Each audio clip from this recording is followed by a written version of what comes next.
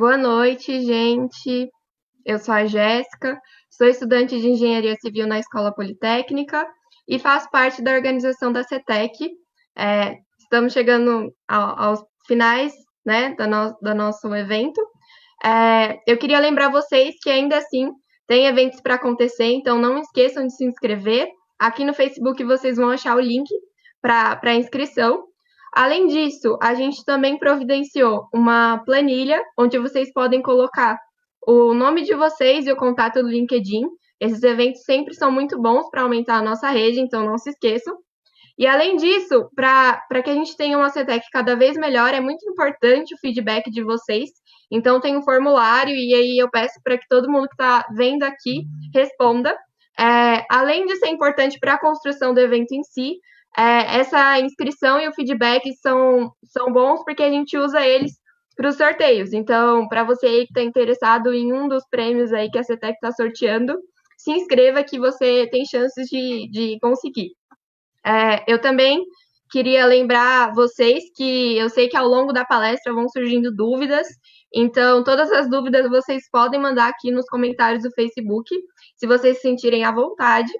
Para quem não se sentir à vontade, pode clicar no link do Slido ou no QR Code que vai ter aí. Vocês podem mandar perguntas por lá também. E aí lá tem um modo anônimo para quem não se sentir à vontade em comentar. É um prazer ter aqui grandes profissionais da área de sustentabilidade. Temos aqui o Júlio Presotti, o Antônio Macedo e o Hélio Olga. Você pode iniciar, Júlio, aí para a nossa palestra sobre esse tema muito importante que é a sustentabilidade. Ok.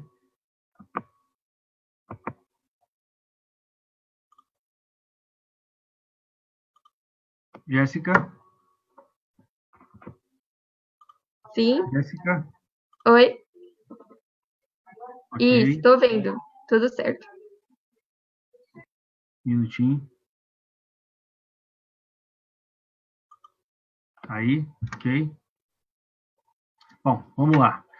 Obrigado pela oportunidade de participar da 10ª CETEC da USP. É com grande prazer que tenho a oportunidade de falar um pouco do meu trabalho e minha experiência profissional para os alunos da USP. Eu sou engenheiro civil, formado no Espírito Santo, na Universidade Federal. Fiz meu mestrado na USP também, de São Carlos, na área de hidráulica e saneamento. E estou finalizando o doutorado agora em geotecnia ambiental na PUC-Rio. Vou falar um pouquinho sobre aterro de resíduos e oportunidades. Aí alguém pergunta, o que tem a ver aterro de resíduos com construções contemporâneas? Eu acho que tem tudo a ver, né? Não tem como pensar mais numa construção sem colocar nela variável ambiental também a ser gerenciada. Então, vou tentar resumir para vocês, alunos e também outros que nos assistem, um breve resumo do que é o aterro de resíduo, qual a separação, a classificação deles, e vou dar exemplos de empreendedorismo. Onde está a oportunidade para os novos profissionais, no momento desse de pandemia, fica meio perdido, estudo no estudo, para que serve? Então, tem muita coisa para fazer em se tratando de construções contemporâneas, de sustentabilidade e na área ambiental, ok? Então, como engenheiro, não tem como correr da legislação, né, dos aspectos técnicos. Não vou me alongar nisso, é óbvio, mas deixar claro para todos os engenheiros de todas as áreas e as pessoas também que usam, né, que geram resíduos, de que quem projeta aterro de resíduo, quem gerencia aterro de resíduo, não é o bel prazer. Nós somos obrigados, como profissionais, a seguir a legislação e normas técnicas. Então, cito aí exemplos da legislação federal, a estadual, a municipal e normas técnicas da EBNT. Então, é isso que nos norteia para definir o tipo de destinação final, a classe do resíduo. Nós não inventamos nada, somos obrigados a seguir a legislação, por isso que vale cada vez mais a gente estudar, continuar sempre se inteirando das informações técnicas e legais para projetarmos e operarmos nossas obras contemporâneas com vista na sustentabilidade. Vou resumir a minha palestra nesses 3 últimos tópicos aí das normas técnicas. Vou falar um pouquinho de aterro de resíduo perigoso, aterro de resíduo não perigoso e aterro de resíduo da construção civil. Só esses 3, tá? Cada um tem uma norma técnica que me dá detalhes de como dimensionar, como operar essas células. Vamos lá. Então, vamos falar de aterro de resíduo da classe 2A não perigosos, não inertes, segundo a NBR 10.004 de 2004. Exemplos são os resíduos sólidos urbanos, o chamado lixo doméstico. Para onde vai meu lixo? Você vai poder ter oportunidade de ver aqui, bem simples, como é. Então, nós vamos preparar uma célula dentro de um local já previamente licenciado, de um órgão ambiental, em que você tem um local. Então, eu vou lá, faço a topografia, faço a sondagem para ver a resistência do solo, que vai ficar por debaixo dos resíduos, vejo qual é a distância do lençol freático, qual é o fluxo desse lençol freático, e aí vou fazendo os cortes nos taludes, obedecendo a declividade de que, com isso, tenha estabilidade depois, né? E aí, por último, a compactação do fundo para atingir um coeficiente de permeabilidade citado pela norma. Isso é o básico para eu começar a fazer o famoso buraco para jogar lixo. Então, vamos lá. Olha como é. Não é simplesmente um buraco. Então, nós temos agora a implantação da drenagem testemunha. Vejam no fundo que tem umas listrinhas cinzas, são britas, que vão drenar eventuais vazamentos, que não deverão existir, das geomembranas, essa é uma geomembrana de polietileno de alta densidade, com espessura de 1,5 milímetros. Essa geomembrana ela é soldada por termofusão, esse carrinho verdinho na foto à esquerda embaixo, ela vai por pressão, velocidade, temperatura, faz a termofusão, e com isso se faz a total impermeabilização da célula. Ok, o que nós estamos vendo aí? Fizemos a impermeabilização com a geomembrana, em cima dela, estamos construindo essas britas que a gente está vendo, essas listrinhas cinzas, é para drenagem daquele líquido proveniente da decomposição da matéria orgânica e também da chuva que precipita em cima dessa célula. Então, esse líquido, o chamado chorume, ele tem que ser drenado com estação de tratamento. E também a gente vê na vertical essas manilhas perfuradas, onde o gás proveniente dessa decomposição também tem que escapar daí de dentro, senão isso vira uma panela de pressão para explodir, né? E aí a gente começa a operação.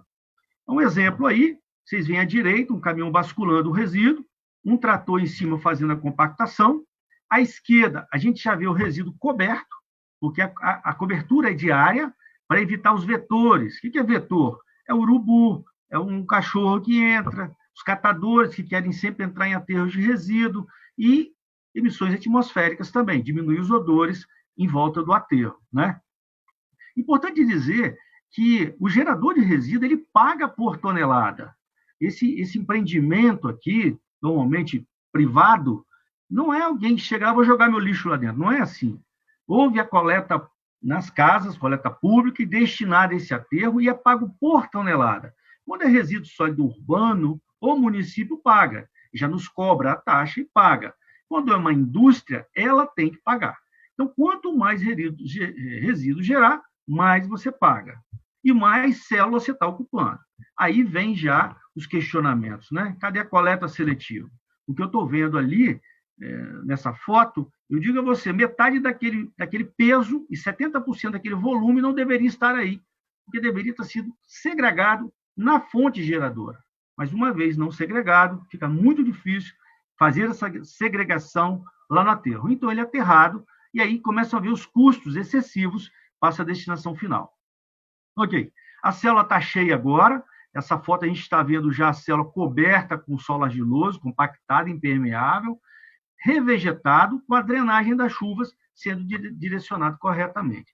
Ok, mas aí dentro dessa célula, processos biológicos estão acontecendo, físico, químico e biológico, e gera o tal do chorume, que é aquele líquido mal cheiroso, de difícil biodegradabilidade, que é submetido a sistemas de tratamento, por exemplo, à esquerda, é um tanque de lodo ativado, é uma das etapas do tratamento. Não é simples tratar esse chorume. Então, quanto mais gerar, mais despesa tem, mais impacto ambiental tem. Ok. Na foto de baixo, a gente está vendo o chamado flare, onde você queima aquele metano gerado na decomposição. Por que queima? Pô, esse metano eu poderia usar para queimar, mas fazer energia, né? Uma fonte térmica, sim. Mas se não faz isso, pelo menos você tem que queimar, porque o metano ele é cerca de 20 vezes mais prejudicial à camada de ozônio do que o CO2. Então, só o fato de queimar, nós estamos gerando menos impacto à camada de ozônio, ok? Vamos pular agora para outro tipo de resíduo. o resíduo chamado classe 1, são os perigosos, segundo essa norma. Então, veja que se o resíduo só tem duas classes de resíduo, o pessoal fala, pô, mas o que eu faço com esse lixo? Veja bem, ele é classe 1 ou classe 2? Dentro da classe 2, ele pode ser A ou B, inerte ou não inerte. Então, a norma nos norteia para definir o tipo de resíduo. Então, vamos dar um exemplo aí de uma célula para disposição final de resíduo classe 1. Olha o custo que é, não é fácil gerenciar resíduo. Olha lá, isso que nós estamos vendo ali, a cobertura, é um grande galpão. Embaixo dele tem uma escavação. O que está escavado ali? Ó? É uma célula impermeabilizada, com geomembrana também, dupla camada, de espessura maior, e vai se dispondo aí os resíduos hospitalares, por exemplo. Quando essa célula estiver cheia, faz-se a cobertura, tira-se essa tapagem e vai para outro lugar. Essa tapagem é para evitar a geração de chorume. Aí a pergunta, numa pandemia dessa, já pensaram na quantidade de resíduos hospitalares que nós estamos gerando? Nossas máscaras estão indo para onde? Tanto cuidado a gente tem limpando a compra do supermercado, lavando nossas mãos, mas e o nosso lixo está indo para onde? Então, é bastante sério nós termos consciência do resíduo que geramos, de segregarmos esses resíduos para dar uma finalidade para eles, se possível, ou uma destinação final menos onerosa. Senão, vai parar nos famosos lixões, que, infelizmente, o Brasil ainda tem muito município funcionando com lixão, e não com aterro devidamente construído como esse que eu estou mostrando. Um outro exemplo, então eu tenho lá, o cara lava o meu carro no lava-jato, aquela lama que cai cheia de óleo está indo para onde?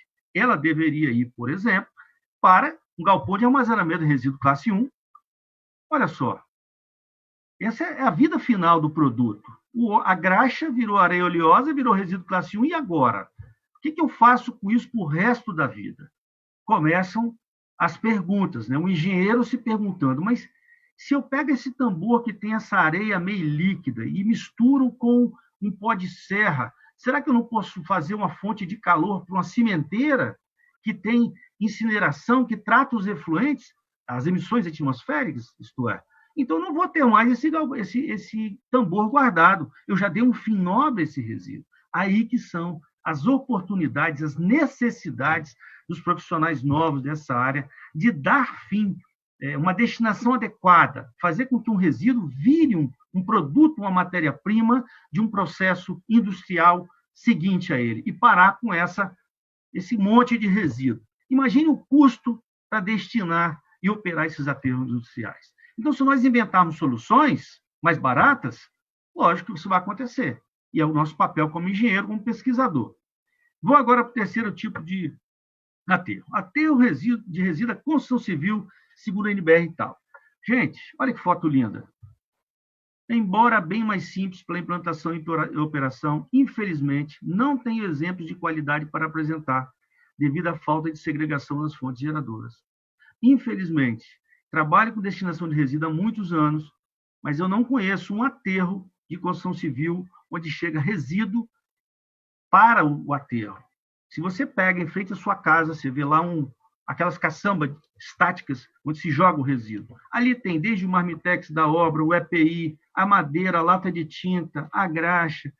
Então, falando de construção contemporânea, não tem como, eu não poderia deixar de aproveitar essa oportunidade, de chamar a atenção que tem 30 anos nessa área. Eu não tenho uma foto para mostrar para vocês de um aterro de resíduo da construção civil devidamente segregado e operado. Ele é muito mais simples. Não tem geomembrana, não tem tratamento de chorume, não tem tratamento de gás. Mas por que não existe, então? Porque não tem resíduo segregado. Mistura esse resíduo perigoso, que é uma graxa, tinta, com EPI, que é um resíduo classe 2A ou 2B, com gesso, que nem é passivo de lançamento em aterro de resíduo. Então, tem muito o que fazer em se tratando de resíduo da construção civil. Vamos agora falar também de oportunidades. Eu vou dar meu estudo de caso, né? Fui estudante da USP, como vocês, fiz meu mestrado e acabei lá atrás, em 1990, já pensando em meio ambiente, ninguém pensava nisso. A patente industrial, enquadrada para recuperação de áreas degradadas pela mineração, por meio da destinação final adequada de resíduos industriais da classe 2A e 2B. Eu pego resíduo recuperado e degradado, dou um fim nobre resíduo, ainda ganho um dinheirinho para pagar nosso almoço, né?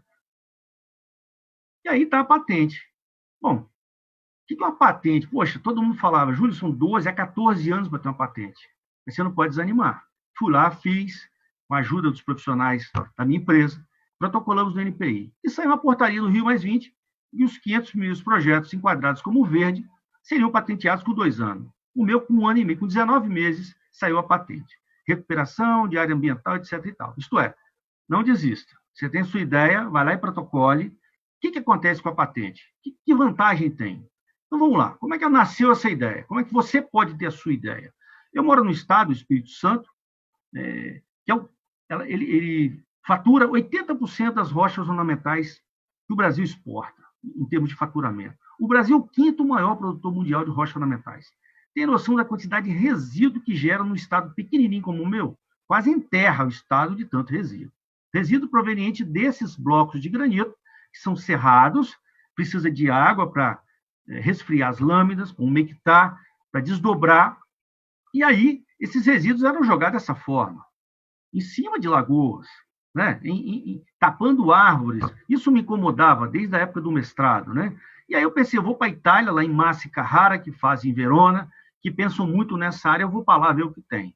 Aí, terminou o mestrado, partiu Itália. E fui operar, consegui emprego lá para tratar efluente e aterro de resíduo numa empresa, como estagiário, não como engenheiro, que não era reconhecido lá. E aí eu vi esses grandes buracos lá em Verona. Em Verona não tem areia, não tem solo argiloso para fazer uma horta. Tem esse solo de aluvião, esses seixos rolados. E aí começaram a fazer areia disso daí, porque por questões ambientais não se pode extrair mais areia dos leitos do rio na Europa inteira. E aí tem que se pegar daqui para fazer areia, Brita 1, Brita 2, etc. E fica esse buracão aí. E aí, no centro de Verona, eu vendo os resíduos lá de Verona, do beneficiamento de rocha, fazendo uma célula de resíduo devidamente impermeabilizada, com os controles ambientais muito semelhantes aqui no Brasil, e no meio da cidade. Aí eu vi uma coisa diferente. Pô, isso não tem urubu, isso não tem mau cheiro, isso pode ser no meio da cidade. Ok, fiquei aquela ideia na cabeça. Voltei lá para o meu estado e comecei a pesquisar onde é que tinha esse resíduo. No norte do Espírito Santo. Essa setinha verde que vocês veem, sai daí metade do granito do Brasil inteiro. Ele é extraído aí, beneficiado, gerado esse resíduo todo. Além do mais, tinham poços de perfuração de petróleo na região também, com a mesma classificação ambiental. Aquela história, não me interessa se é granito, se é petróleo, tem que ter a mesma classificação ambiental, segundo a NBR 2004. Beleza, então eu tenho que dar uma solução para esse resíduo.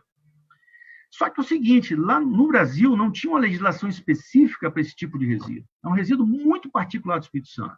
Então, tive que levar, né, o órgão ambiental na Europa, Portugal, Espanha, onde eu conhecia, e como é que era a legislação lá? E trouxemos essa legislação para o Espírito Santo, simplificando o licenciamento ambiental, não tendo a necessidade dos chamados EIA-RIMA, aquele estudo de impacto ambiental com audiência pública, simplificou. Com essa simplificação, a maioria das empresas de rocha do Espírito Santo hoje tem onde destinar corretamente. Eu vi esse buraco lá em Nova Venécia, uma cratera abandonada. Tá bom. O que ela é? Ela tem 80 mil metros cúbicos, cabem ali 200 mil toneladas de resíduo. Falei, dá para fazer um negócio igual a Verona aqui. Aí comecei a fazer o licenciamento. Topografia, nós lá embaixo medindo as paredes da célula. Por quê? Começamos a lançar resíduo de rocha. Aí achamos o resíduo do petróleo. Aí vinha aquela dúvida, é classe 2, tá? Não é oleoso, não é classe 1. Mas e se essa rocha tiver 30? E se não tiver? E na dúvida, sabe o que nós vamos fazer? Vão impermeabilizar. Mas como se é rocha? Fomos um fornecedor de geotextos, de geomembrana, e aí, conversa vai, conversa vem, vamos fazer o seguinte, vamos jogar esse geotexto, que é um cobertor grossinho, que vai diminuir os efeitos de funcionamento na geomembrana. Olha o camarada no rapel ali, instalando o geotexto. Aí depois, vamos jogar a geomembrana lá de cima, aí nós estamos instalando. Já tinha lançamento de resíduo embaixo, impermeabilizado, com argila dentro da rocha. Aí fomos, caminhão chegando, e aí segue a célula totalmente enclausurada, né? Protegida, com o resíduo caindo ali dentro. E aí, o grande pulo do gato que eu vi em Verona. Todo aterro você tem que tratar o chorume, né? Só que isso aqui não é chorume, isso aqui é inorgânico. Então, se eu pegar essa água e fizer a umectação dela, coleta essa água lá embaixo e faço a aspersão sobre a pilha de resíduo, eu vou ter a umidade ótima para melhor compactação, melhor estabilidade geotécnica e vou evitar emissões atmosféricas. E ainda não tenho que tratar chorume, né? E não vou jogar em lugar nenhum. Então, eu reuso essa água completamente. Esse pulo do gato é simples demais, mas ninguém tinha feito isso. Ninguém tinha pensado que no inorgânico você pode fazer a fertirrigação, ou desculpa, essa aspersão. O chorume orgânico não, porque você volatiliza NOx, SOx, que aí vem as chuvas ácidas. Então, o inorgânico dá. Então, tá bom, então vamos fazer. Aí vocês estão vendo a célula de longe sendo preenchida, parece pequeno, mas tudo é muito grande, são cerca de 10 mil metros quadrados de área, a parede no fundo tem 25 metros de altura, e entrarão aí 200 milhões de quilos de resíduos, né? Bom, estamos acabando já a célula. Então, à esquerda, no alto, o branquinho é o resíduo já, pegando a forma anterior que existia na rocha, e por cima lançando o solo argiloso, compactado, para fazer a impermeabilização desses resíduos. Em cima disso, nós jogamos a camada granular, e aí em cima dela, um solo fofinho, digamos assim, para revegetar em cima disso daí. E aí você vê qual é o resultado final. À esquerda, em 2009, era um buraco. À direita, uma área recuperada. Recuperada, licenciada, com ISO 14001, com certificado de destinação final dos geradores, atendendo a Política Nacional de Resíduos Sólidos, dando um fim nobre a um resíduo que não tinha mais jeito para ele. Então, parece simples, mas é uma coisa legal. E essa coisa legal, a gente acompanha agora pelas imagens do Google, né? Olha lá, à esquerda mais alta, em 2008, aquela cratera. 2013 sendo preenchida, 2016 sendo preenchida, 2018. Em 10 anos, nós recuperamos uma área degradada, destinando ali 200 milhões de quilos de resíduo adequadamente. E aí começa o engenheiro, né? Só observando. Olha o talude como fica em pé. Isso significa estabilidade geotécnica. Então, dá para aplicar isso em outro local. Olha que pedra linda. Essa é a Pedra do Elefante, é o cartão postal da cidade de Nova Venécia, e a tromba do elefante, à direita embaixo, vejam que ela está machucada. Extraíram rocha dali na década de 60 e 70, né? Olha o tamanho do dano ambiental. São 85 metros de altura, 300 milhões de litros, 300 mil metros cúbicos de rocha saíram daí. E aquele sentimento de perda da população quando olha para a pedra e olha essa ferida aí, né? Aí nós começamos a pensar, pô, e se eu encher isso daqui com resíduo? Mas será que isso vai ficar em pé? Aí você começa a estudar. Bom, então eu tenho que fazer... Como é que eu vou encher isso aqui? Então eu tenho que fazer os estudos geotécnicos que comprovem estabilidade. Beleza, vai eu fazer doutorado para aprender essas coisas. Aí você simula, você vê os parâmetros, peso específico, coesão efetiva, ângulo de atrito do resíduo, simula a altura, peso específico, e aí estuda onde vai haver a ruptura. Se eu fizesse isso mais inclinado, pô, daria para botar mais resíduo, vou faturar mais, mas não vai ter estabilidade. Então, aí que entra a engenharia o tempo todo, conhecimento, não é simplesmente jogar no buraco. E aí, com isso, nós fizemos o desenho de como vai ser o conserto da ferida do pé do elefante. Então, esse aqui é um Photoshop, esse processo está em licenciamento ainda. Então, os resíduos enclausurados com a cortina tirantada, com ilhas de vegetação rupícola, igual o que tem em volta da rocha. Então, olha lá, não ficou igual o Papai do Céu, mas a gente tenta fazer alguma coisinha melhor. Resultado, terão ali 300 mil toneladas de resíduo destinado corretamente numa área recuperada. Isso aí, gente, alguém falou, isso dá patente. Então, vamos embora trabalhar. E aí nós fizemos esse desenho, em que a gente diz como vai drenar embaixo, em cima, controlar a estabilidade, drenagem. E aí chegamos nessa patente verde. E daí? Que vantagem tem essa patente verde? Você tem maior credibilidade junto aos órgãos ambientais fiscalizadores, maior facilidade para obtenção de recursos junto aos financiadores, a aproximação com o meio acadêmico, instituições de pesquisa, que cada vez dá mais credibilidade a esse trabalho. E aí você vai buscando outras áreas. Então, a área 1, é que eu acabei de mostrar. A área 2, nós estamos vendo uma grande pedreira do satélite, onde se extrai rocha. Esse rapaz foi embargado, não tinha como mais tirar. Aí nós entramos com a medida de compensação. Olha só, enquanto ele extrai, ele nos ajuda a recuperar. Aí eu uso a estrutura dele, a balança, a máquina dele, e vou lançando os resíduos nesse cantinho esquerdo aí, e já estou recuperando o dano ambiental. Então, é mais um ganho agora para a mineração. Ela consegue licenciar aquilo que não era licenciado, porque agora ela já recupera simultaneamente a sua atividade, né? Então, como era essa área em 2015, a direita agora em julho desse ano, eu ali dá para você ver a altura de um talude, né? São 50 metros de altura no total, ali deve ter 3 metros somente. E aqui a evolução no Google também, à esquerda, 2008, 2016, 2019, 2020. Mais uns 3 ou 4 anos nós vamos chegar na morfologia ideal. Voando agora para a Serra, perto do aeroporto de Vitória, está aí uma grande pedreira, e aí a célula já pronta, os resíduos sendo lançados, resíduos aqui somente de rochas ornamentais, onde fica um grande polo perto do aeroporto de Vitória. Vocês estão vendo? Mas aí engenheiro é o bicho que não para de pensar, né? Só buscando oportunidade. Aí comecei a ver, em Vitória tem muitos resíduos de siderurgia, que não se sabe o que fazer. Para cada 1.000 quilos de aço, gera-se 1.500 quilos de resíduo. Parte desses retornam ao processo industrial após reciclagem, parte não tem jeito, são chamados rejeitos. E aí nós fomos atrás, classificamos esse resíduo e estamos recebendo ele também. Então já estamos aí com 3 resíduos, né? Recebendo e recuperando áreas degradadas. Está aí os resíduos. E é importante colocar isso aqui. O gerador, gente, ele paga para jogar aí. Não estou fazendo caridade, não. Quando ele paga, ele está destinando o resíduo corretamente, atendendo à legislação. Ao mesmo tempo, estamos recuperando a área degradada, gerando impostos. E isso, esses 4 locais que vocês estão vendo aí, foram licenciados de APA, Área de Proteção Ambiental, né? Mas como que conseguiu? Porque não é um aterro de resíduo. É um processo de recuperação ambiental. Um apelido bonito, mas é mesmo.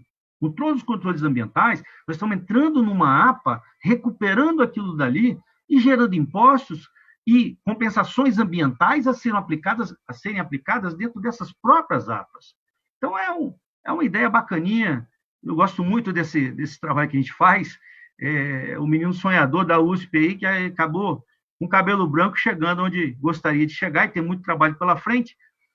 E eu gostaria só de finalizar a minha apresentação dizendo que nós temos muito a fazer e a descobrir.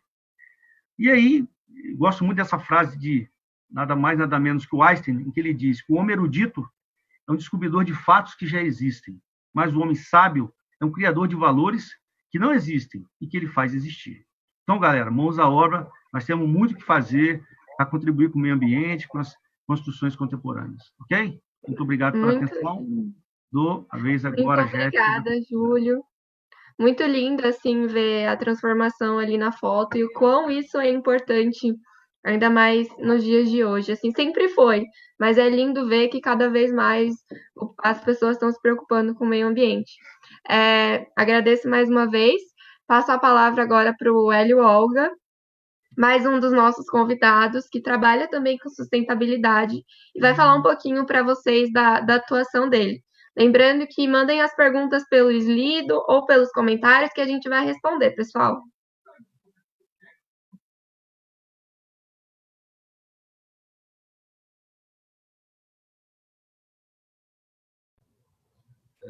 Vocês estão vendo a imagem?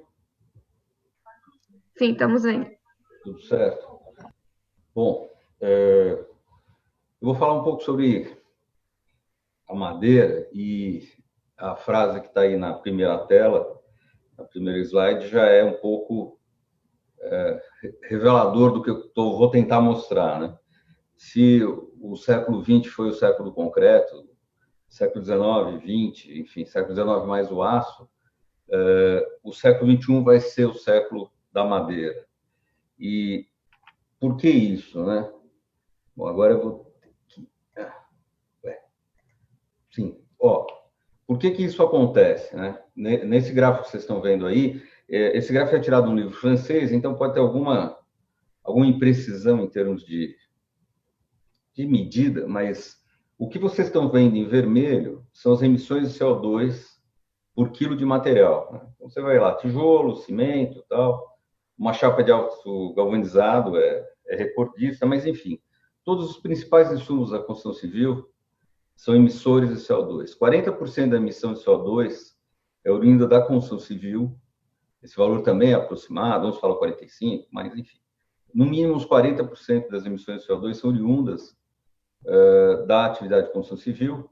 E dos materiais de construção, o único que sequestra carbono é a madeira, ou seja, a madeira, ela na verdade é um material produzido com energia solar.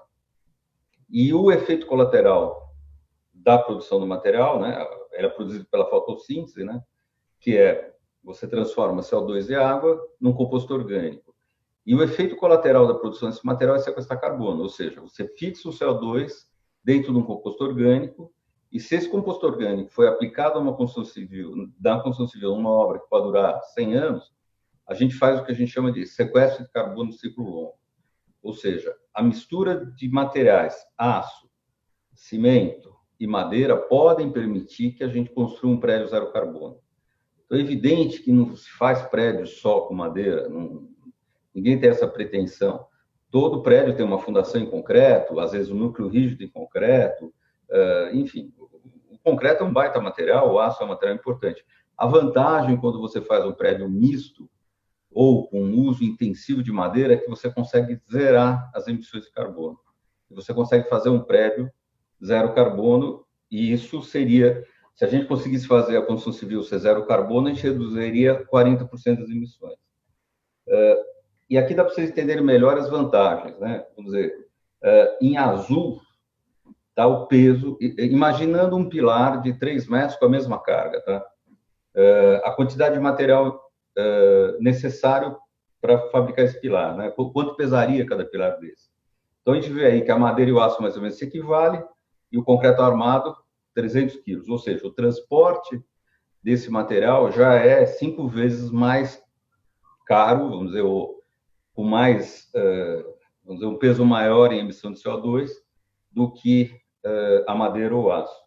Em compensação, a energia necessária para você produzir esse material, né, são 60 kWh para produzir esse pilar, 60 kWh no caso da madeira, né, e daí a gente já vai quase 600 no aço e 220, 230 no caso do concreto armado. Ou seja, o que a gente está vendo nisso aí? A gente está vendo que as vantagens da madeira, elas são duas. Não só ela tira CO2 da atmosfera na produção, como o transporte dela é muito melhor, porque ela tem um desempenho estrutural em relação ao peso próprio muito melhor que os outros materiais. A gente tem ideia, às vezes, que a madeira é um material frágil, mas se a gente dividir a capacidade de tração da madeira pela densidade, ela é mais resistente que o aço. Ou seja, se a gente levar em consideração, por ser um material com fibras, né, ela tem um desempenho mecânico muito bom em relação à densidade. E, portanto, o transporte dela é muito mais tranquilo. Bom, a outra dúvida sobre madeira é a questão do incêndio, né? Essa foto aí é uma foto clássica, uma foto do incêndio nos Estados Unidos, em que a viga de madeira fica intacta, vamos dizer, intacta não, mas ela fica ainda funcionando como viga e o aço escoa. Na foto de baixo aqui, vocês veem por que isso, né? Na medida que começa o incêndio, a madeira é um material combustível que, no entanto, tem um desempenho em incêndio melhor que o aço. O aço não pega fogo, mas escoa. A madeira pega fogo, cria uma camada de carvão, que é uma proteção natural, e dentro continua tendo madeira, ou seja, ela só vai cair quando toda essa madeira, ou grande parte dessa madeira, for consumida. Como é que se dimensiona construções de madeira em relação a incêndio? Um carregamento típico de incêndio, né, o carregamento padrão, a gente coloca material a mais que permita que depois de 1 hora, meia hora, 2 horas de incêndio, a estrutura ainda esteja em pé. Ou seja, nós vamos perder a estrutura, mas é o tempo suficiente para fazer a evacuação do prédio e evitar as mortes, que é o objetivo principal no caso de incêndio. Tá? Bom, hoje o que a gente tem visto cada vez mais é o uso da madeira não só como estrutura, mas como vedação. Então, aqui é um exemplo de uma obra que tem as fundações, né? Você pode ver aqui as fundações são concreto, normal, aqui no caso é uma sapata, enfim, não é essa parte que é mais importante. Em cima nós temos uma caixa de madeira, ela todinha em madeira. E com isso, por exemplo, se você fizer o balanço aqui nós temos sequestro de carbono, ou seja, ela tem um balanço ambiental favorável. Tá? A outra questão importante é a questão da durabilidade. Como é que a gente faz a ancoragem dessa estrutura? Você não pode enterrar a madeira dentro da fundação.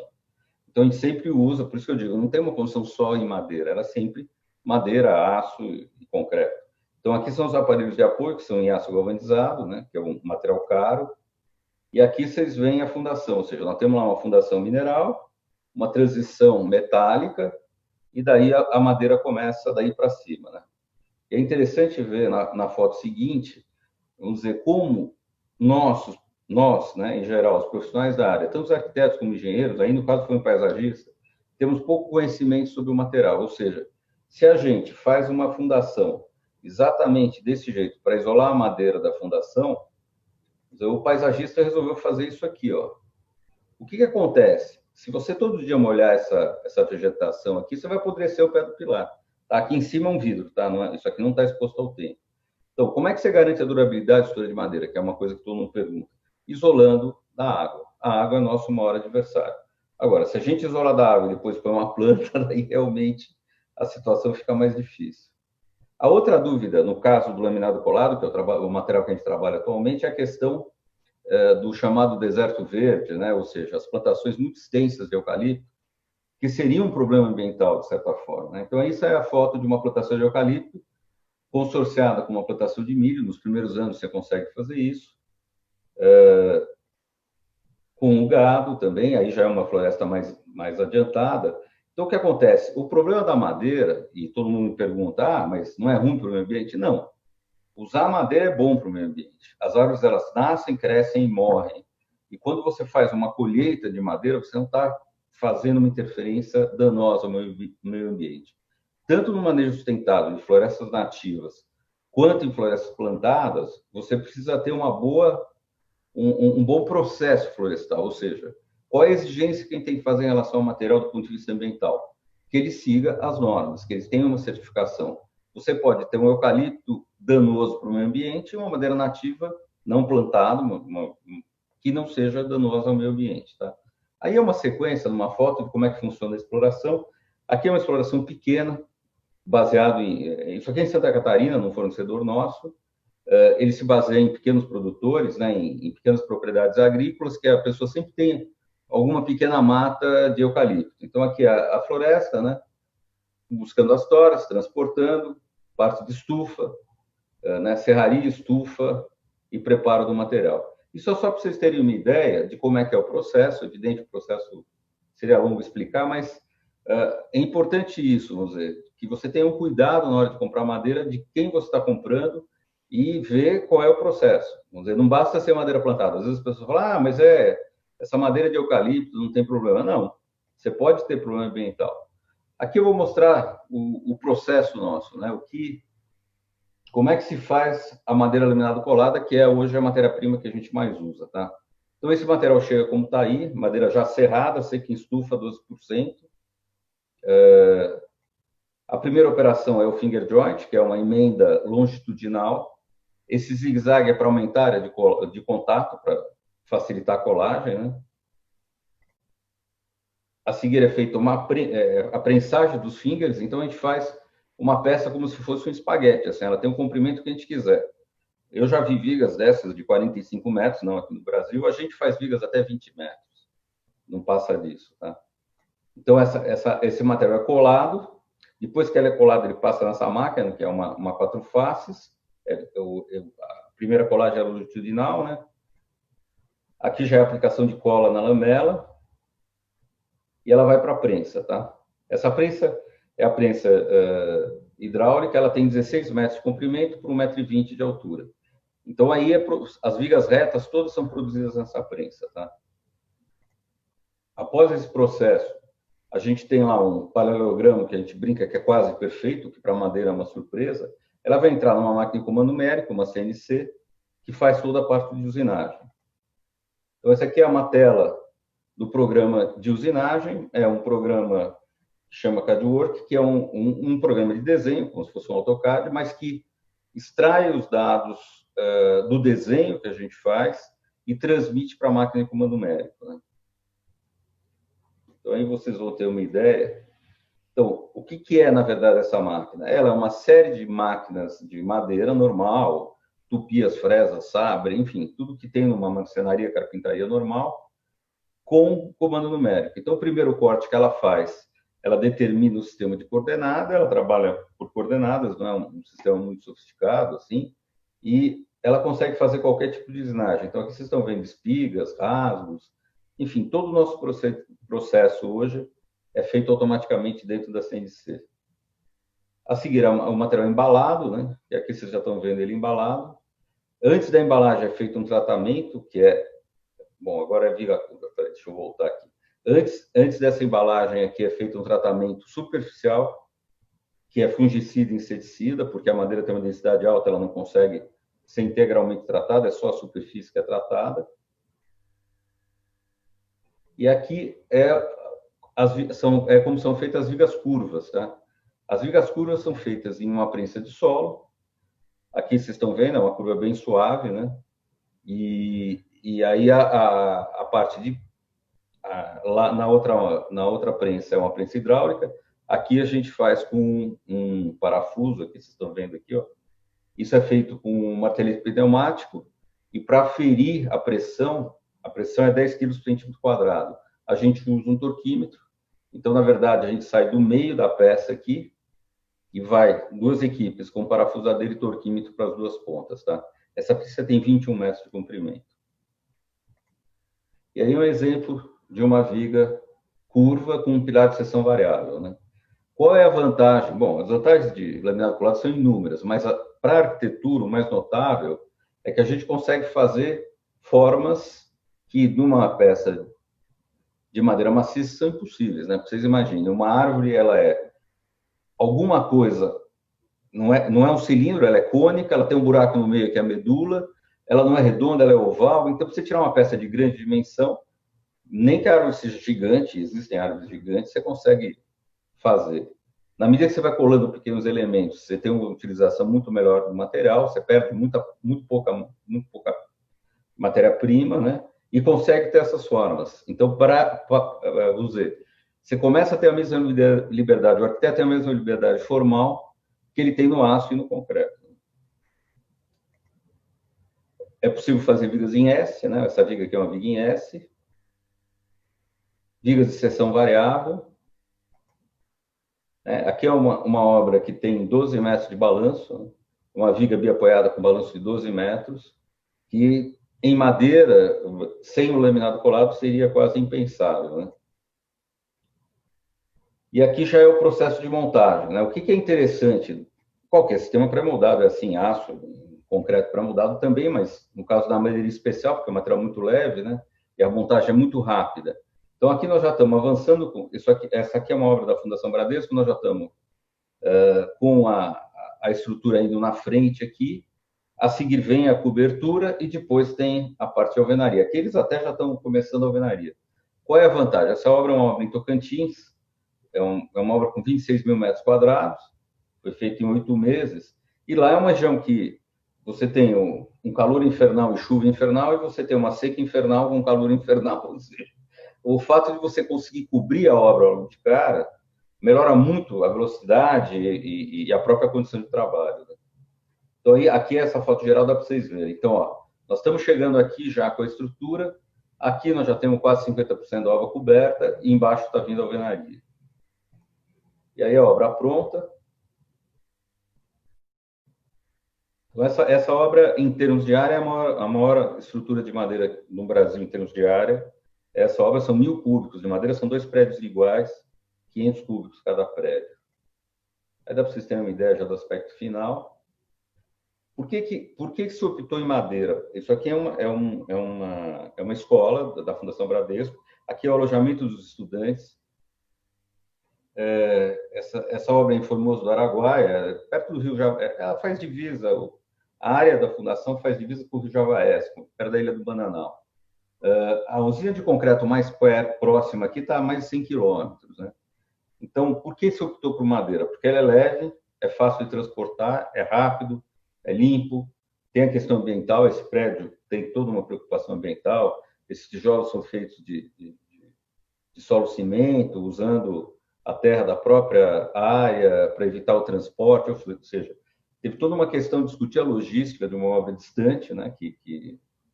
A única coisa que realmente veio de fora foi o concreto das fundações, e mesmo assim tinha que pôr gelo no concreto, porque rodava 100 quilômetros, enfim, uma situação complicada. E aí já são os aspectos finais da obra.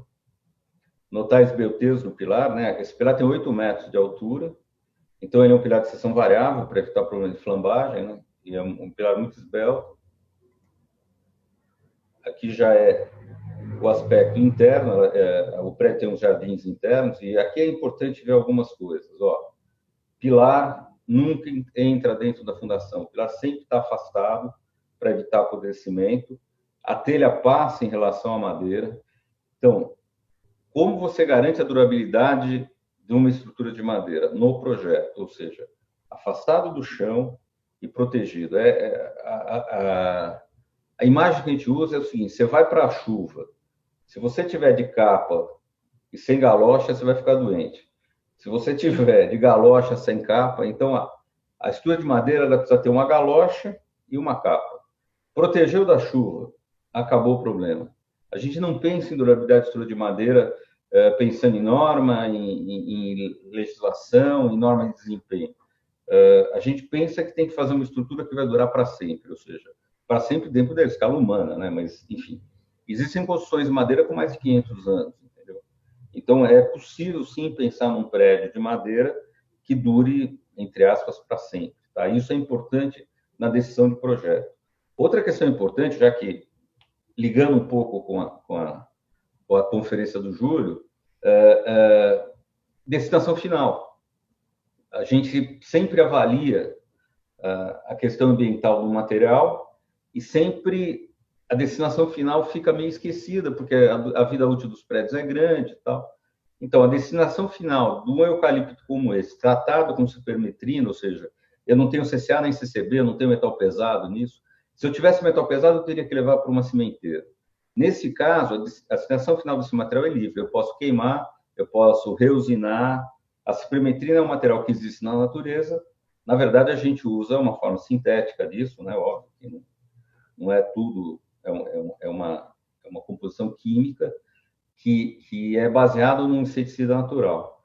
Então, é um impacto ambiental muito baixo. A destinação final não é absolutamente livre. Tem cola, tem verniz, tem uma série de coisas, mas é um impacto, imaginando que esse prédio não dure para sempre, o impacto ambiental da reciclagem ou até da incineração do material é tranquilo.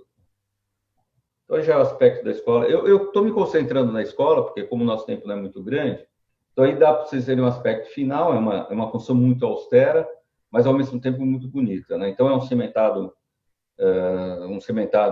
queimado no térreo, e o resto é estrutura de madeira, uma telha de aço sanduíche. Nós temos aqui, acho, 40 milímetros de poliuretano entre as camadas, né? Porque aí realmente é quente. É o aspecto já da escada, um aspecto noturno. E é isso. Eu espero que nesse tempo a gente tenha conseguido dar uma introdução aí em relação ao uso da madeira, e espero que eu não me apresentei muito, mas eu sou formado na Escola Politécnica em 1978, ou seja, no século passado, e não tive o curso de madeira dentro da Poli, e acredito que até hoje não tenha, e é uma pena que a Poli não tenha ainda não tem. feito, enfim. Uhum. Eu acho que o que tem de madeira na Poli é uma palestra que eu vou fazer na cadeira de materiais. Eu acho que é isso. É isso, exatamente. Uma escola de engenharia importante como a nossa está ignorando o material de construção do século XXI.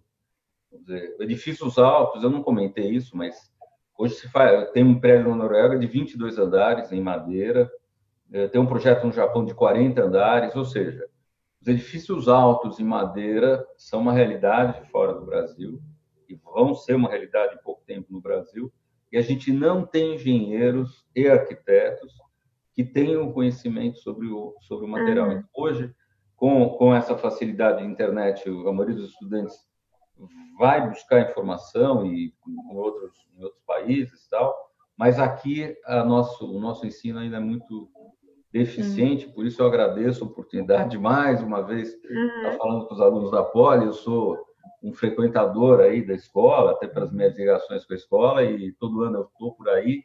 E obrigado a vocês pela oportunidade. Imagina, a gente que agradece, é muito lindo ver o trabalho também. E aí é uma das missões da CETEC, né? Fortalecer essa ponte que está acontecendo e aquilo que a academia acaba não trazendo ainda para a gente.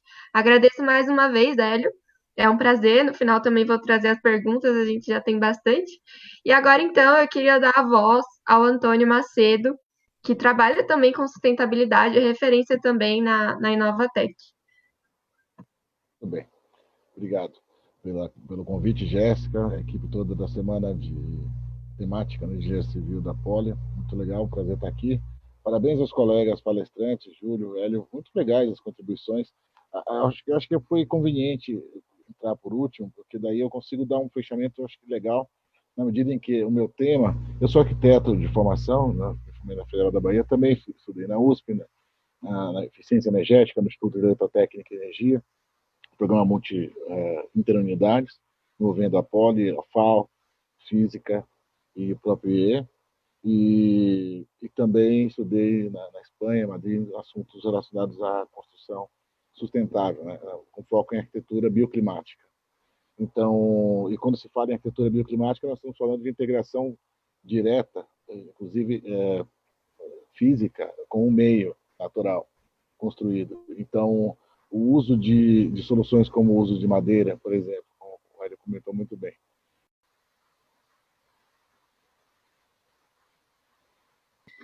E surgiram já bastante dúvidas aqui, o pessoal está interagindo bastante, sim. E não vai ter mais acesso a elas agora? Não, a gente tem sim, porque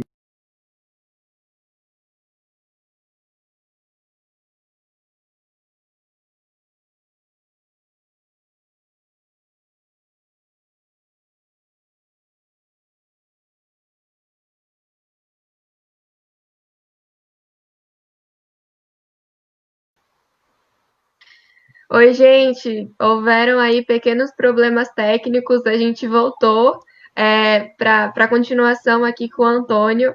Desculpa, infelizmente não está sob o nosso alcance alguns problemas, mas voltamos aí para a palestra. Legal. Obrigado, Jéssica. Obrigado também ao suporte aí do Minoro. Gente, vocês conseguem ver a minha tela aí? Eu vi bem também? Tá bem. Bom, na consultoria, o nosso trabalho na consultoria para a construção sustentável não é um trabalho de fornecimento de produtos, a gente não produz equipamentos, sistemas, máquinas ou quaisquer outras possibilidades de aplicação direta em hardware, mas trabalhamos com software, ou seja, com inteligência, com experiência, com compartilhamento de informações que são úteis para a promoção do desenvolvimento sustentável, e isso vai um pouco além da própria construção sustentável, na medida em que a gente também contribui para estratégias das empresas, nos seus comprometimentos em relação à promoção de ações para o desenvolvimento sustentável, para a construção sustentáveis em especial. Nossa empresa está em vários estados, vários clientes pelo país, e com foco basicamente na consultoria para sustentabilidade em empreendimentos, ok? E na consultoria estratégica para empresas. Então, aí há vários serviços, não precisa detalhar agora, porque eu vou citar vários exemplos aí, a gente vai ilustrando com os diversos conceitos com aplicações. O objetivo, como eu disse, são ações para a promoção do desenvolvimento sustentável. O conceito está por trás disso, está na base disso, está estabelecido pela ONU, é o atendimento às necessidades das demandas humanas atuais, sem comprometer a capacidade do planeta de também manter a capacidade de atender as demandas das gerações futuras. E aí entra uma questão que é importante se considerar, que é o seguinte: que demandas são essas? As demandas hoje continuam crescentes, aliás, um crescimento exponencial, e já se considera que extrapolou, as demandas da humanidade hoje já extrapolam a capacidade do planeta de manter a continuidade desse abastecimento nos próximos anos. Então, assim, nós deveríamos regredir os níveis de consumo em escala global para que nós consigamos garantir continuidade da possibilidade de abastecimento dessas demandas. Então, cabe a revisão de conceitos. Nós realmente precisamos de tudo que nós consumimos? Eu acho que assim, essa experiência radical pela qual estamos ainda passando aí da pandemia, essa vivência na pele, no dia a dia de todos, trouxe revisões de vários conceitos. E um deles, importante, eu acho, é do consumo, do repensar o que se precisa para realmente se viver, né, bem, com qualidade. Você precisa de tanta coisa, precisa de carro, você precisa de restaurantes, você precisa, claro que precisa comer, etc. Mas será que a gente precisa de toda essa estrutura, não é? E, fundamentalmente, os edifícios estão adequados, eles suportam as nossas demandas adequadamente? Quer dizer, então temos que considerar que a sustentabilidade tem que ser avaliada necessariamente por vários espectros. Não se pode pensar apenas na questão ambiental, isoladamente, ou sequer também devemos considerar a questão econômica de forma isolada, tem tão pouco a social. Então é preciso que nós integremos as demandas e os objetivos e também tracemos metas alcançáveis, atingíveis, para que se consiga, então, um equilíbrio razoável. E, a rigor, na verdade, estamos longe ainda desse equilíbrio razoável, mas há ações iniciativas diversas pelo mundo que mostram caminhos que são metas atingíveis e caminhos percorríveis que a gente ajuda os nossos clientes a traçarem, a percorrerem, através das promoções de ações para a construção sustentável que visa atingir esse triangulinho do meio aí, o equilíbrio entre os objetivos econômicos com os impactos ambientais e as demandas sociais. É claro que, e aí eu preciso dizer que talvez aqui os colegas da assistência que são da área ambiental possam discordar, mas fiquem à vontade para isso, se for o caso, mas eu preciso dizer que razões ambientais são fundamentais, são importantes, motivações ambientais que estão na base dos conceitos que nós estamos falando aqui, elas, por si só, não justificam, não motivam ações reais. Investimentos não são realizados apenas por motivações ambientais, por mais importantes que elas sejam. Elas são realizadas por razões econômicas. Isso é um fato. As coisas são motivadas, as tomadas de decisão são motivadas por razões econômicas. O Júlio comentou bem, por exemplo, a importância que ele deu, mais de uma vez ele citou que os aterros são financiados pelos próprios depositantes lá dos resíduos. Ele reforçou várias vezes essa questão, porque de fato é necessário que seja deixado claro que ações ambientais, mais uma vez digo, são necessárias, elas se justificam apenas se vierem atreladas a benefícios, resultados econômicos. Então, a gente fala de questões ambientais para a construção sustentável, para a construção, porque de fato é relevante, os impactos são tremendos. O Hélio comentou também, nós emitimos a parcela significativa de todo o CO2 que o planeta, que a atmosfera recebe, por ação antrópica, né, por ação da nossa ação. Mas também há impactos aí em relação ao uso de água, né, ao uso de energia, a geração de resíduos diretos ali, como o Júlio também comentou muito bem, a emissão de partículas, ou seja, há impactos muito amplos e de ampla capilaridade também, numa cadeia enorme de fornecedores, tá certo? Então, existe quando se faz um estudo de análise do ciclo de vida de uma construção, você tem que fazer, quando você traz de volta, né, o traço da cadeia, da origem dos produtos, dos insumos, o percurso que eles fazem, da extração, a transporte, produção, comercialização, aí você vai para a implantação, aí vai para a operação, manutenção, reposição, reparo, desuso, e aí você tenta fechar esse ciclo de volta para dar origem a um novo ciclo, com um novo insumo a partir do desuso de um ciclo, você dá início a outro. Quando você pensa nesse ciclo, você não pode pensar num fato isolado. A construção, e eu faço um meia-culpa aqui, colegas arquitetos, comumente, ainda hoje, pensam no projeto uma vez entregue, ele resolvido, passa, vira a página, vamos para o próximo, o cara esquece que aquilo vai ficar construído ali por décadas e que vai permanecer operando e consumindo e gerando resíduo por décadas, e isso tem um impacto tremendo, e a decisão do projeto naquele momento, desde o traço inicial, é fundamental para dimensionar o tamanho desse impacto lá na frente. A opção pelo sistema construtivo, a opção pela implantação, pela orientação, pelo controle da radiação solar, tudo isso impacta diretamente na operação, na manutenção. Então, arquitetura sustentável, construção sustentável não se faz em 2D, não se faz em 3D apenas, se faz em 4D. Se faz em 4D porque eu acrescento aí a dimensão tempo. Você tem que pensar no tridimensional, no tempo.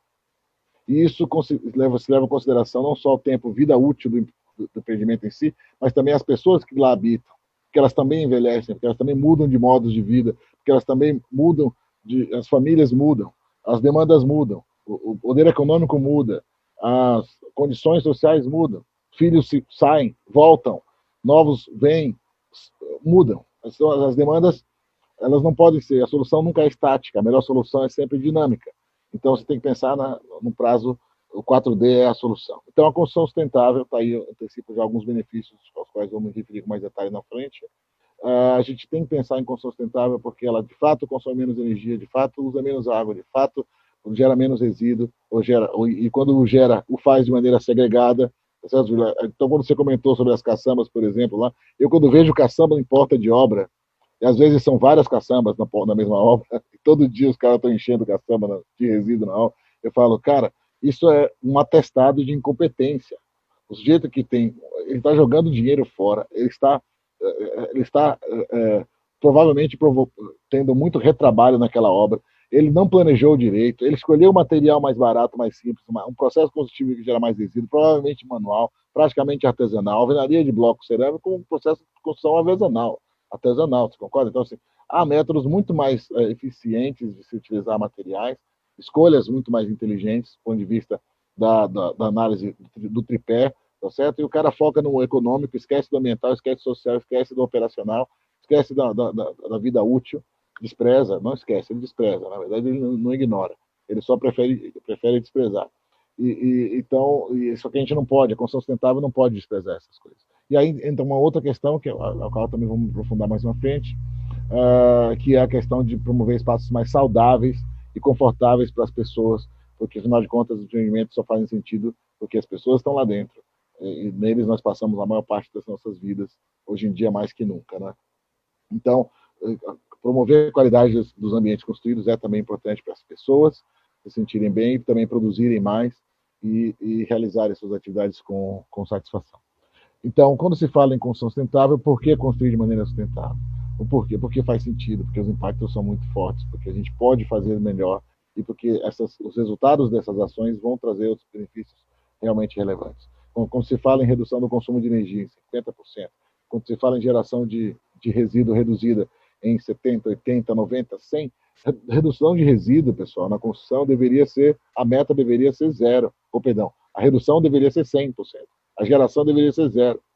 Existem políticas zero waste, existem certificações zero waste, certo? A gente deveria promover, o Hélio comentou sobre zero carbon, já há, inclusive Hélio, colegas demais da assistência, já há indicações na comunidade europeia de legislação que proibirá, que já obriga empreendimentos para construção de habitação, para casas e edifícios residenciais, que sejam carbono zero, neutros em carbono, até 2050. E eles terão que ser, antes disso, zero energy, zero water, em 2030. Ou seja, já daqui a 10 anos, eles terão que ser autônomos em água e energia. E em 2050, zero em emissão de carbono. Claro, zero em emissão, a gente tem que deixar claro que o Júlio comentou também, perdão, o Hélio comentou, a gente está falando de compensação, né? Você tem emissões, sempre não vai deixar de ter, você precisa ter são compensações para buscar neutralizar essas emissões, certo?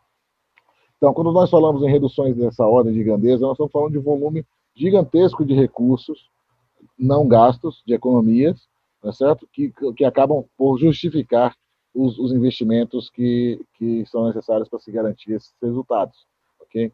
E aí, quando se fala em legislação, que obriga a redução, que estimule, né, as reduções de consumos, as reduções de geração de resíduos, redução de emissões de CO2. Então, quando se tem legislação, você tem que cumprir forçosamente. Mas, por enquanto, no Brasil, a gente ainda não tem. No Brasil, nós estamos meio atrasados em relação embora haja iniciativas, não são poucas, há várias, na verdade, iniciativas ainda tímidas, ainda não há uma iniciativa macro, digamos assim, de âmbito federal, que oriente ou que obrigue que as construções novas atinjam um determinado desempenho energético, ambiental, ou do ponto de vista da sua operação e manutenção, considerando as questões de sustentabilidade. Há iniciativas, como eu disse, tímidas. Há ações para estimular a CONAMA 307, por exemplo, lá de 2012, trata da geração de resíduos, do controle dos planos de gestão de resíduos sólidos da construção, os PGRCCs. Legal, importante. Há outras ações, iniciativas municipais em várias cidades pelo país que estimulam também a construção sustentável, o uso de energia solar, energia de reuso de água, de chuva, telhados verdes. Em algumas cidades há estímulos para isso. Mas, como eu disse, são ações pontuais e ainda tímidas, no meu ver. Então, quando nós trabalhamos a construção sustentável de maneira consistente, integrada, planejada, os resultados são muito bons. Porque você tem a justificativa econômica, você tem benefícios em redução de consumo, você tem redução de custo operacional, você tem redução de taxas economiais, por exemplo, que é um argumento de vendas, você tem benefícios ambientais, você tem instrumentos de marketing para você promover isso do ponto de vista da comunicação com o público, o consumidor. Então, os empreendimentos se valorizam, tá certo? Você agrega produtividade, você tem benefícios reais para as pessoas que estão lá dentro, tá? Nos ambientes escolares, e há estatísticas comprovando essas informações que vocês estão vendo aí na tela, principalmente nos Estados Unidos, há muitos dados a respeito. Então, já se sabe hoje em dia que escolas sustentáveis promovem rendimentos acadêmicos melhores. Hospitais sustentáveis promovem tempos de internação menores, porque as pessoas se recuperam mais rapidamente, porque os ambientes são melhores.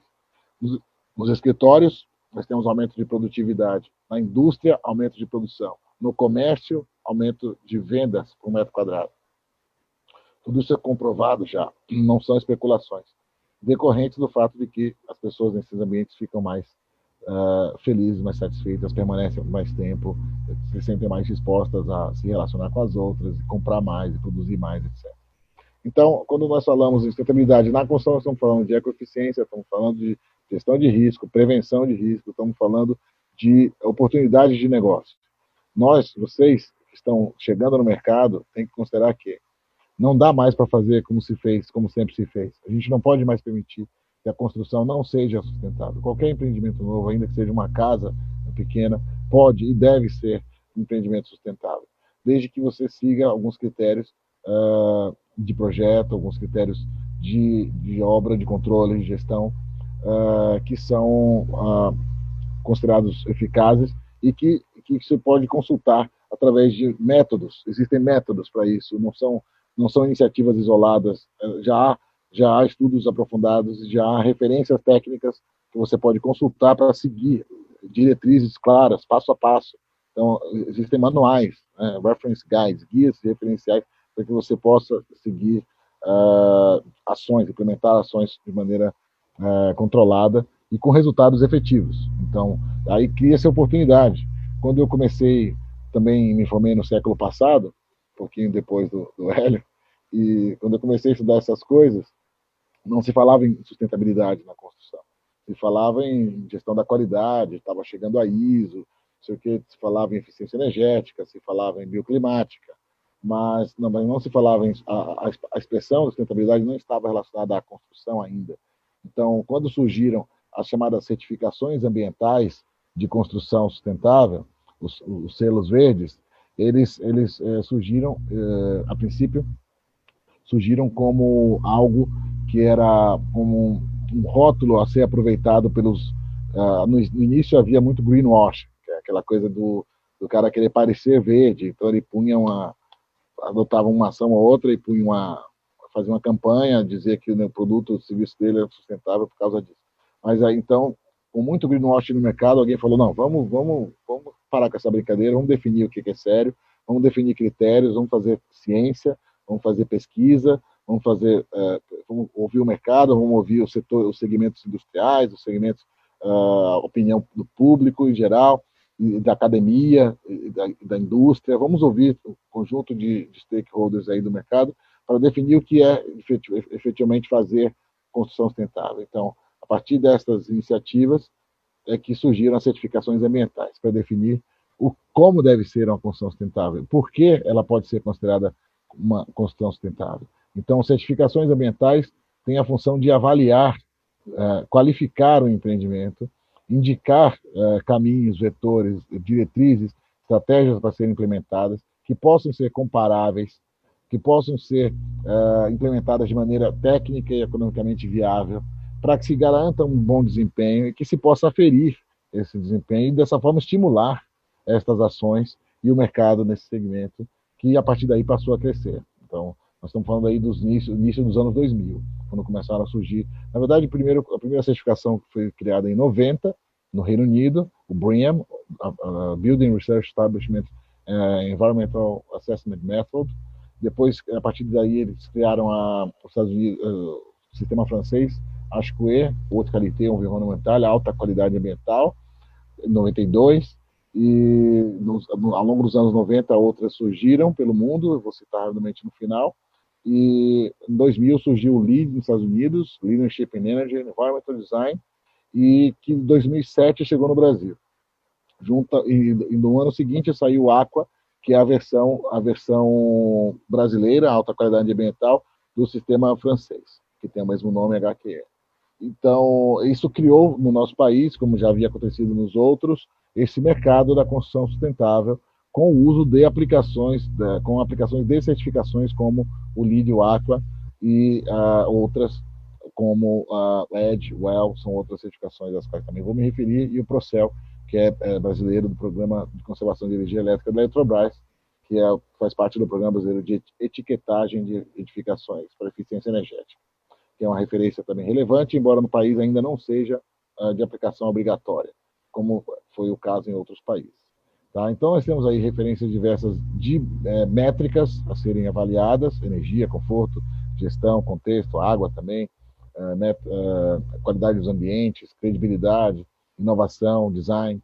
Há vários aspectos nessas certificações, que essas certificações consideram, com pesos diferentes, tá? Em diferentes situações. Então, umas se aplicam mais a umas situações, outras a outras. Eu não vou entrar muito nesse detalhe aqui, mas é legal vocês entenderem que é uma boa ideia, tá?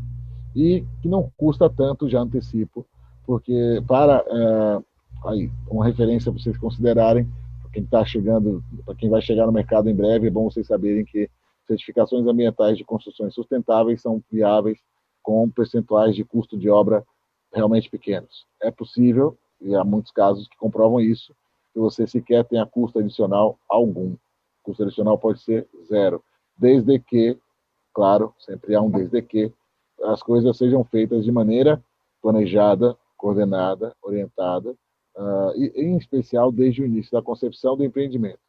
E aí entra uma outra questão, com a qual a gente sempre se depara, que é o fato de que muitas vezes nós consultores embarcamos no navio já com o barco navegando há muito tempo, e a gente tem que tentar dar uma guinada para um lado ou para outro, e aí os caras já não querem mais mexer, a gente tem que lidar com algumas dificuldades aí no meio do caminho, quando teriam facilmente sido evitadas se tivéssemos embarcado lá atrás no início, na concepção, porque daí você traz uma abordagem, né, de inovação e de visão de estratégica e de resultados que os caras não têm, que poderiam incorporar no início com muito maiores benefícios. E a questão fundamental de por que isso ocorre é esta: o fato de que na linha vermelha e à direita está o percentual de custo adicional estimado por quem nunca fez. O incorporador que não sabe o que é construção sustentável, ou apenas ouviu falar e nunca fez, e não tem muita noção de como faz, ele acha, por achar, que custa, em média, 17% a mais. Tipo, se você fizer uma pergunta a qualquer incorporador inexperiente no mercado, pega um telefone, liga aleatoriamente e pergunta: Quanto você acha que custa para construir um prédio green building, um prédio sustentável, um prédio verde? Quanto custa mais? O cara vai chutar 30%, 20%, 15%, 10%. Bom, em média, 17%. É o que os caras acham, quando, na verdade, só custa 2% a mais. É a linha verde ali da esquerda. Então, pessoal, essa diferença, que é assim, significativa, ela, na verdade, faz muita coisa deixar de acontecer. A ignorância faz com que, e às vezes a cabeça durice, porque o cara não sabe e ele não quer saber, muitas vezes. Tá certo? Então, esse cara se ferra logo, porque ele vai estar fora de mercado. Porque quando ele entende que ele é preciso ouvir, é preciso aceitar novidades, não é nem tão novidade, mas para muitos setores, nós atuamos pelo país inteiro, eu vejo, eu viajo, eu estou no Nordeste agora, a mentalidade aqui é uma, as dificuldades aqui são umas, eu vou frequentemente ao Sul, também temos muitos clientes no Sul, lá as dificuldades são outras. Eu acho que a questão de cabeça durice é mais forte em uns lugares que outros, mais no interior, entendeu? E a questão econômica é mais forte em outros. Então a gente tem que ir orientando em função dos benefícios as melhores soluções e sempre há opções, certo? Esse exemplo, esse gráfico aí, eu compartilho dados do USBC, do companhia, o organismo que criou a certificação LEED lá nos Estados Unidos, que trata de escolas sustentáveis. Lá há ações do governo federal, desde o governo Clinton, para estimular escolas sustentáveis e com resultados diversos, aí, benefícios importantes aí de valorização de imagem, atração de retenção de professores e de alunos, redução de absenteísmo, performance acadêmica, com custo, aqui na coluna da direita, não sei se vocês veem meu mouse ali, com custo adicional, custo premium de 1,6% apenas, em média, com reduções de consumo de água e energia na ordem de 1/3. Então, quando você pega isso aqui e joga para 30 anos de vida útil, 40 anos de vida útil, então se paga facilmente, múltiplas vezes aí, anualmente praticamente. Então, assim, não faz sentido não fazer, tá certo? Bom, no caso do Brasil, os nossos números não são muito diferentes daqueles que a gente já comentou aí nos Estados Unidos. Já foram realizadas pesquisas aqui também, inclusive com liderança aí do professor Cláudio Alencar na Poli, vocês devem conhecer.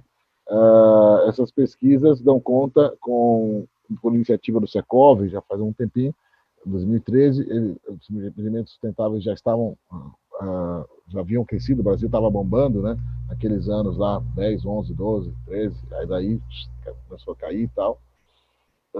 Então, o mercado estava realmente aquecido, já maduro, e se confirmaram esses mesmos números da ordem de grandeza, de 1,6 a 8,6 de custo adicional, sendo que a incidência maior estava aí na faixa do 0 a 2% de custo adicional. Indo de 0 a 4% de custo adicional, nós estamos falando de 90% dos casos. Então, assim, é de fato um custo adicional discreto e assimilável, em especial quando comparado com aqueles benefícios aos quais já nos referimos, certo? E as certificações, elas são a forma de medir estes resultados e medir as ações. Então, você tem hoje exemplos diversos pelo país, como a Leroy Merlin, por exemplo, Leroy Merlin, né, na verdade seria, né, porque é grupo francês, eles têm um comprometimento sério, real com a questão da sustentabilidade, e tem dezenas de lojas certificadas com construída Novatec, certificação Aqua, né, com resultados muito notáveis por parte dos usuários e dos seus clientes, que de fato reconhecem essas iniciativas que são realmente relevantes. A Even também é outro cliente importante. Nós também temos diversos empreendimentos, dezenas de empreendimentos já certificados, mais de 50 certificados Aqua também, com resultados importantes, inclusive de valorização da própria empresa. Certo? Não só os empreendimentos se valorizam, a empresa também, porque de fato há uma agregação de valor à imagem, não é? Especialmente aquelas que têm capital aberto, quando elas têm que emitir relatórios socioambientais publicados anualmente. Então, aí essas ações elas entram de fato nesses relatórios, elas estimulam e valorizam as empresas, e isso para grandes empresas, se é importante para empresas médias, imagina para as grandes empresas, pode valer bilhões. tá certo? Então, assim, a questão não é apenas fazer o certo, vamos fazer o certo porque é legal. Não, a gente vai fazer o certo porque com isso a gente ganha mais. Tá certo? Então, basicamente, como eu disse, o argumento econômico é sempre o que acaba justificando, embora para isso ele tenha que cumprir com questões ambientais das quais a gente já falou, né? Pelos quais já falou. Então, há resultados importantes aí de ações diversas de sustentabilidade. Eu estou só comentando, trazendo alguns dados aqui para compartilhar, dentre de centenas de casos com os quais já podemos colaborar. Então, com isso, nós podemos criar um método de avaliação aí de performance de empreendimentos, uma forma de entregar um resultado útil para os clientes, para que eles possam efetivamente oferecer melhores produtos para os seus clientes, edifícios de menor impacto ambiental, com melhores resultados econômicos, inclusive, tá certo? Então, nós estamos falando de oportunidades de negócio para os jovens e para quaisquer profissionais na implantação de soluções como essas para atendimento a esse mercado da construção sustentável. O processo de avaliação de performance ambiental para a certificação de empreendimentos sustentáveis começa com a avaliação de projetos, a partir da qual a gente define as diretrizes a serem efetivamente implementadas, e aí variáveis como, por exemplo, o uso da madeira, o uso de uma solução X ou Y, a segregação de resíduo, planejamento de canteiro, destinação adequada de resíduo. Aquela questão de destinação inadequada, Júlio, por exemplo, num processo, na construção de empreendimento sustentável, não existiria essa questão. A rigor não deveria existir, porque isso vai estar sendo controlado de maneira obrigatória. O cara não pode destinar sem controle. Não é só porque existe legislação a respeito, até pode ser um crime ambiental, mas porque, por conta do processo de certificação, ele tem que documentar, primeiro segregar e identificar qual é o tipo de resíduo, qual é o peso que ele está levando, e 4 vias no controle de controle de destinação: a de saída, a de entrega, a de recepção por parte do cara que recebe e a volta para confirmar, para bater com a de saída de que ele foi efetivamente entregue. E isso, claro, isso é um exemplo de uma série de processos de controle de execução, que são estratégias definidas lá na fase de planejamento. Não é na obra que se resolve isso, é antes de começar, tá certo? Se atribui responsabilidades também, desde o início. Então, tem muitas questões de gestão de equipe, gestão de projetos, gestão de contratos, gestão de obras, gestão de resíduos. Então, tem muitos aspectos de gestão, tem burocracia, tem papelada, naturalmente, mas é muito benéfico todo esse conjunto de ações, porque organiza a casa. Então, o cara, para construir de maneira sustentável, ele não pode ser informal, ele não pode ter mão de obra sem EPI, entendeu? Trabalhando de sandália havaiana. Não pode. Você tem que trabalhar direitinho, você tem que documentar tudo. Então, como tem fiscalização, como tem auditoria, aqueles empreendedores que submetem a certificação, eles têm que reportar, são obrigados a reportar isso para o organismo certificador. Então, cria uma dinâmica de processos, um conjunto de processos que acabam trazendo muitos benefícios para eles, tá certo? Então, aí a gente tem o acompanhamento, né, dessas implantações e, finalmente, a reunião de toda essa documentação para submissão para o órgão certificador, para auditoria, para validação da certificação. E aí há métodos para isso, não vou entrar no detalhe aqui. Alguns exemplos de casos estudos que a gente faz também, de análise para planejamento e implantação de empreendimentos de grande escala, estudos de conforto, estudos de hidráulica, de ventos também, como se vê aqui, de acústica, estudos para desempenho ambiental do empreendimento construído em si, essa é uma avaliação para atendimento de forma de desempenho. Aqui para performance ambiental, aqui para performance térmica, e nessa aqui, luminosa. Estudo de parâmetros, de bloqueio de radiação direta, taxa de parede de janela, especificação de vidros, etc.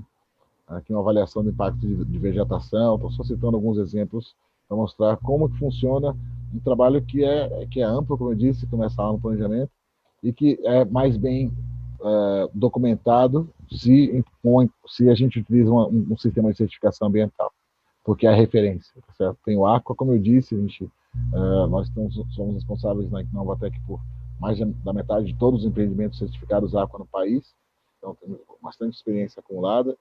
É um processo que foi desenvolvido na Politécnica, né, pela Fundação Vanzolini, uma entidade que é ligada à Politécnica da USP, né? tem a certificação LEED, que é americana, como eu disse, que tem grande reconhecimento internacional. Tem o Procel de FICA, que é o Programa Brasileiro de Etiquetagem de Eficiência Energética, que se tornará obrigatório.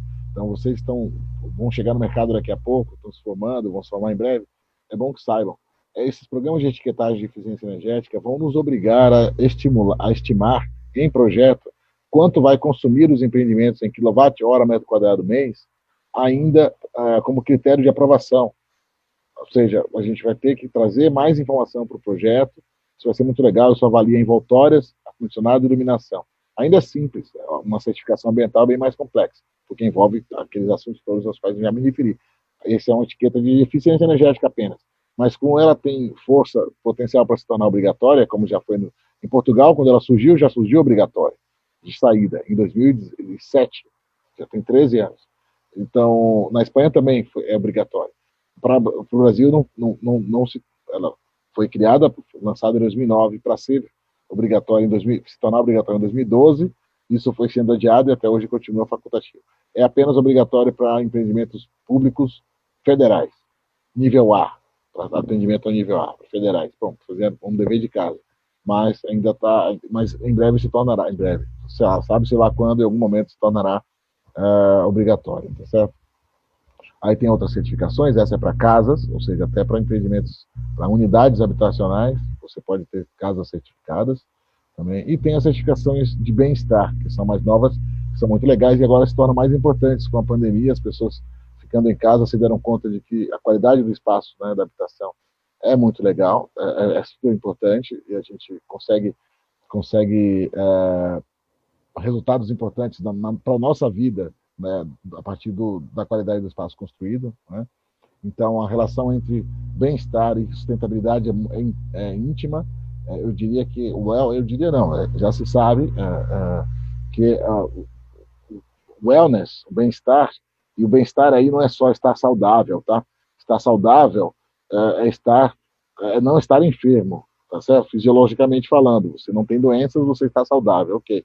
Agora, estar bem, ou sentir-se bem, vai muito além do estar saudável, tá certo? Sentir-se bem envolve outras questões, não é? Psicológicas, talvez, ambientais, contextuais, econômicas, vai saber. Então, a gente precisa entender essas outras variáveis e trazer essas questões para o projeto, para daí revalorizando os espaços, e há métricas para isso também. Essas métricas e esses sistemas de avaliação estão bem esquematizados na certificação WELL, que é mais recente, é de 2014, e nós também já estamos aplicando no país. Better buildings are well. Edifícios melhores são bons, né? Estão bem e promovem o bem, e esse é o caminho para o qual a gente está indo. Na sequência da sustentabilidade, uma vez que a gente tenha feito o dever de casa de construir de maneira sustentável, é preciso também que esses empreendimentos sejam bons para as pessoas e promovam qualidade de vida, não é certo? É por isso que nós pretendemos continuar ajudando a que isso ocorra, tá certo? É isso. Dado o recado rapidinho, eu abro para questões, agradeço mais uma vez, parabenizo mais uma vez os colegas também, e sigo aqui à disposição. Obrigado. Muito obrigada, Antônio, por toda a exposição. A gente acabou passando um pouquinho do tempo, então eu vou convidar todo mundo que está aí na live do Facebook, muitas interações, a gente tem com muita pergunta. Tem gente que perguntou direcionada a cada um de vocês, tem gente que perguntou sobre temas que dá para ser abordado por todos. E aí, então, cliquem aí no link. Tá escrito para vocês, link do Zoom para participar. É só clicar, vocês vão ser direcionados para o Zoom, colocar o nomezinho de vocês, que aí vocês conseguem entrar e a gente vai tirar todas as dúvidas que foram enviadas, tá bom, pessoal? Eu queria agradecer pela presença aqui do Júlio, pela presença do Hélio, pela presença do Antônio. Foi uma palestra incrível, prestei atenção em tudo aqui e tudo é muito relevante e está em consonância com o tema da nossa semana temática. Uma obrigada e boa noite. Tudo bem, obrigado. Valeu, gente. Isso.